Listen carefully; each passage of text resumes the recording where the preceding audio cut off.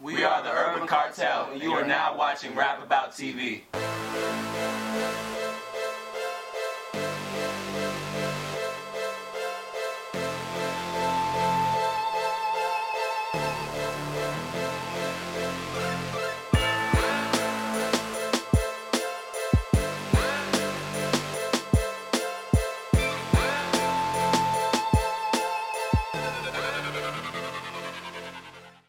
Back, folks. Rap About TV, episode 7. It's your boy Ab Judah. We're here at the Filmore on location. One of my favorite bands, the Urban Cartel, man. I wrote this song about you to show you why. I got a couple rounds of my iPhone. Got a text, are you home? Text her in the studio. When you going? It was good. What's up, guys? Hey, let me get an intro, man, from left to right, man. What's your name, man? Alright, so representing the Urban Cartel, or the UC. This is Brian or Kwame, the drummer. I'm AJ, play the keyboard, the synths, and all those melodious instruments. Yo, I'm Foon Show. I play the bass. Recently picked up the bass, and I sing the vocals as well. What's up? I'm Andy. I'm playing the guitar. All those badass riffs you hear, that's me. And I'm Ted. I'm a rapper. MC. Extraordinary. Holding it down. So the name Urban Cartel, like how did that come about? That's a cool ass name, by the way. Thank you. How did that how y'all come up with that? That was probably my time. I came into this. There was a lot of deliberation that came with that name, but I mean, we kind of sat down and talked about all the things that we felt like influenced us and felt like that embodied us, and that's just kind of where we came to. Right. What would you explain like the name? It came to a point where we had a whole bunch of music before we had a name. Right. We just kept playing music, and so we just played it back to ourselves on the cell phone. Like, what does this sound like? It sounded like Urban Cartel. It sounded like Urban Cartel. So we just went with that, and it's if you want to break it down, the literal means like the sounds of the streets and all that, and at the same time it's like just raw emotion coming out of each other. But at the end of the day, that's the name that came to us based on the sound we were evoking. Okay. So we just stuck with that. Right now it's the UC. Yeah, the UC really is just AKA. Yeah. So what was any other names that y'all came up with before? Spicy Monkeys. We were about to roll with this. Spicy Monkeys. Spicy Monkeys was a serious names that's like going to stand right. out.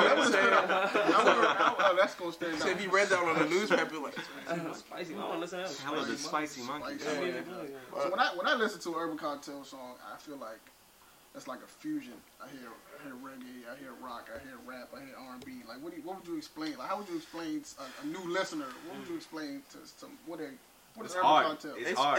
It's weird because I hate to put in a box. Yeah, I hate to put in a box, and literally the music is a representation of our backgrounds and our influences, really, and our experiences. All of us listen to a very diverse amount of music, and it just shows in the music. You know? And there's certain people that are very, very good in particular types of music, and they bring that element, and we just kind of mix it all together. Plus, whenever I try to tell somebody what genre we are, they're like, "Hey, so what kind of music is it?" I'll end up telling them this, and then they'll listen to it and be like, "Nah, man, that's not that. You're this." And then I'm just like, "All right, well, whatever, man. Just call it what you want to call it. Just give it a listen. Just listen to it. Right? We're just making the genre's good. Right. That's what I classify it. It could be diced any way you want it, but the genre's good music. There's good and there's bad, and we're just in the good. And whatever you want to dice it up into subgenres and indie, whatever the hell you want to call it, it's all good. It's all gravy. We just go. Vibe out music. We just go. We vibe. Yeah, that's it. I like that. All right, so Teddy, let me ask you a question. Starting with you, sir. How did each one of y'all individually realize, first of all, your musical talent, and then realize this is the group thing? Let's push forward with it. What made you? It was very natural, man. That's one of the amazing things about this group that I like, and I think a lot of people see in our music is that everything came about. It wasn't really ever forced. Right. You understand? It was just more so we were just kicking it. First of all, we're friends first and foremost, so we used to kick it, vibe, chilling in the dorm room. We some songs come on like, dang, we love this song, this that, we'll vibe. We go to parties, things like that, and it just sort of came about that, oh, Brian said, I used to play drums at church and stuff like that. And I was like, oh, yeah, I used to produce, do all these kinds of things. we're chilling one day. Andy randomly comes around our dorm room and he has his guitar in his Randomly. Why not? guitar in his car. And we're all chilling and we're like messing around with keyboards and stuff. He's like, dudes, I have my guitar. And we're like, dude, bring that shit in. And we're like, and all of a sudden we're playing like a true version of Flashing Lights. Yeah, that's how it started. First thing. And we had a show, and this is where we first meet Foon Show, and we see him singing, and he's just killing a John Legend song. And we're just like, dude, we have a band. He's like, dude, I sing. He's like, dude, come to next practice. And then we just kept going from there. It wasn't like, okay, practice is this day. It was just like, hey, you guys just want to get up together and make music? And like, cool. It was just chilling. Aimless making It was just aimless. And it turned to it was just very genuine. You know what I'm saying? So that's just how it sort of came about. Right. And till this day, that's all it's just been. It's just been genuine camaraderie as a cartel. Almost that's where a cartel comes from. It's just like, we enjoy being, you know, with each other. Apart from just being a music group, like, you know what I'm saying? So that's really just it. Like one of the early supporters, a friend of the room, you know what I'm saying, Oli right here, he used to always, you know, talk to me about the stuff that you all was doing and making me come to shows and, look, man, y'all gotta come, blah, blah, blah. Like, explain where he, like, how he was influential or how he played a part in the group in the beginning. Huge. Even to this day, actually. So, honestly, I mean, I want to say, at the end of the day, Right. like, I mean, you all know, Right. like, Oli was close to us. Right. I've known Oli for, you know, all my life. So, what was crazy is, he would support me, but he would be brutally honest. Right. He'd like, yo, this sucks. And he would tell me. And so, but the crazy thing, he was at every show. Yo, like, he at the front, like, he almost got kicked out because he was yelling too hard one time. And, like, he would start a riot for us and stuff like that. So, just apart from being our brother, he was always there for us. Right. And he told us, I mean, he actually genuinely liked it. And to this day, I'm pretty sure Seth will expand on it, but he hasn't left. The blue bass, so basically, he started playing. Before you know, Oli passed, like, we were like in a situation as a band where we needed a bass player. Like, we didn't know who was gonna play bass because, like, we were just having people kind of gig with us, and I felt like we all cohesive. Yeah, we kind of felt like that was like the missing piece, like the sound to like come together. So, you know, Oli was actually he had the intentions of actually trying to become our bass player. He had been taking bass lessons and bought a bass and been practicing on it. He didn't tell anyone. Practicing. You know what I'm saying? And after he passed, the bass that I play now, the blue one, is actually That's so he's always there with us. He's always there.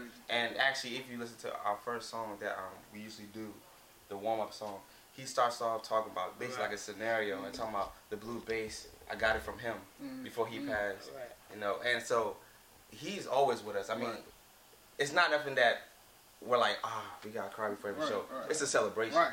We're like, yo, Oli's here before every show. We're like, right. He's there with us every show. So, no doubt, he played a huge part of our music from the past to now, to present, to the future. He's always gonna be there. Shout out to that man. Yep. Influence, like, what other artists influence you guys individually? That you can, you know. That's I mean, so many, because we each have like such different like styles of music that we listen to. I mean, I definitely like a lot of like classic rock, a lot of indie. I mean, I grew up on hip hop though, and like so like I've always been a part of that. But like, I mean, AJ's got crazy music. Like, I mean, I feel like I actually picked up some of those habits from Brian actually, but in terms of like the wide spectrum, I feel like my core is like hip hop, and like pretty much hip hop. But as I got in college, I just like expanded my mind to listen to a whole bunch of different genres, and like it can span from indie music to, you know, R&B to, you know, classic rock to across the spectrum, really. Like whatever music. To Nigerian music. You know what I'm saying? No, don't skip on. Yeah, you know what I'm saying? Some Wizkid, you know what I'm saying? But I mean, you know, basically whatever just feels and sounds good. You know what I'm saying? And people shouldn't say, oh, I'm a hip hop guy. I only listen to hip hop. I'm gonna only listen to this. Like, expand your mind and let your brain breathe and listen to some other stuff. You know what I'm saying? I mean, like, me personally, like, I dig the classics, like, you know, Prince, Lauryn Hill, the Fugees. Been saying we need a Prince song. You said what? I said been saying we need to hit a Prince song. Song. Like, we need to cover something like Purple Rain or something. Right. But, you know, like the Fugees, and as far as, like, because recently I picked up the bass, so I had to kind of, like, study, like, artists who sing and play bass at the same time, because like that's a lot different from playing guitar and singing at the same time, because it's more like rhythmic. So like I started listening to artists like Sting from The Police, and just like a lot of different like old rock and alternative indie artists and stuff like that. So yeah, I mean the influences definitely do come from different places. So outside, I know all the energy and the time that y'all take and put into the music. Outside of that, what do y'all do to just let that go? Something you just do for fun. I mean, oh man. I mean, honestly, if you want to call throw the doobie. I mean, personally, this is the fun for this is my fun. And also, I really like traveling. I like traveling. You know what I'm saying? And this allows me to travel as well. So there's a lot of the fun aspect of my life is the band for the most part. That is like obviously like anybody who's like in their 20s, recently graduated from college, would like to go out, maybe grab a few drinks, like just kick yourself. But nah, I mean, not you know what I'm saying, just awesome shit.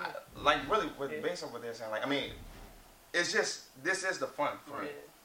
Outside of this is your work. It's like back to reality. Take the cape off. You know what I mean? Put the dress shoes on, the tie and shirt. Like you're back to school, you're back to work. But this is the relief. You know what I mean?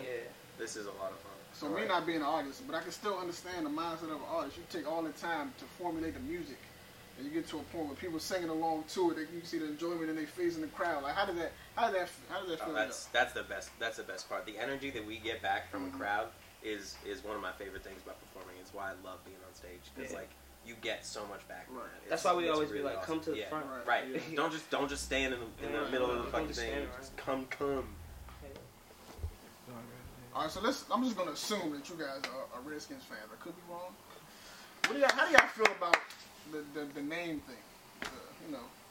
The changing the name thing. I mean, to be honest, I think we should keep it because at this point we need to do everything we can. Honestly, if it's a name, you mean like a revamp? I don't know. If it's a name that might help. There might be a bunch of Indians praying to God that we felt like we lose every game. Native Americans, let's be PC right now. Yes. Native Americans. My apologies. Native Americans apparently listen to Urban Cartel. I'm just making sure. But definitely, like whatever we can do, man. It's sad. I mean, the name. Because I'm not a. I don't think the name should change. I don't think so. Nah, I mean it's history, dog. I don't know. I mean, but on the other side, I understand where they're coming from. Because granted, if they called us out of their name or had a team called us somebody else's type of name, felt some kind of way, there'd be folks advocating to get the name changed, and they'd have to consider it, and they'll be back and forth, things like that. So, but I understand also that there's history. There's I guess at the end of the day, you have to be politically correct. So if that needs to happen, then I mean I'm still gonna support it regardless. But I mean I'm Redskins. Andy can't talk. He's a Dallas Cowboys. Yeah, I'm a Cowboys fan. I'm not gonna lie to you guys. He legit can't say anything. I'm not gonna lie. That's why you asked the question. I see both sides of the coin as well. Yeah. I can see if somebody's offended, and I can also see the history and the team. Right. The name's been there for so long. Right. But at the end of the day, like I don't feel like the name change is going to change the team. Yeah. Right. That's just my personal opinion. I don't feel like the name change itself. Yeah, I mean there's been plenty of teams who've changed their names. Exactly. It's going to affect how the team plays football on Sunday. Right. I don't know. Yeah. Good look, man. Well, I appreciate y'all giving us the time here to come talk to y'all before y'all set, man. Thank you. Keep it up, man. I'm going to see y'all. Definitely. Avis, man. We love what you're doing. RapAboutTV. RapAboutTV, man. All right, man. We just wrapped up RapAboutTV, episode 7. We here with one of my favorite bands, the Urban Cartel. Go ahead, fellas. Tell them where to find you guys at. Well, on Instagram, The Urban Cartel. You can check out our website, theurbancartel.com. And on Twitter also, at The Urban Cartel. And SoundCloud, Spotify, just Google us. We're all over YouTube. Yeah. iTunes, all that. I think we pop up in Pandora too. Mm-hmm. Yeah. So all sorts of music sources, Reverb Nation if you're still using that. Email us, urbancartelmusic at gmail, collabs, praise, hate, whatever you like. Right. And we're currently working on our next project. It's slated to come out towards the spring into summer of next year. It's the second part, Following the Night, so just look out for that. Yeah. It's gonna be cool. What's up, man?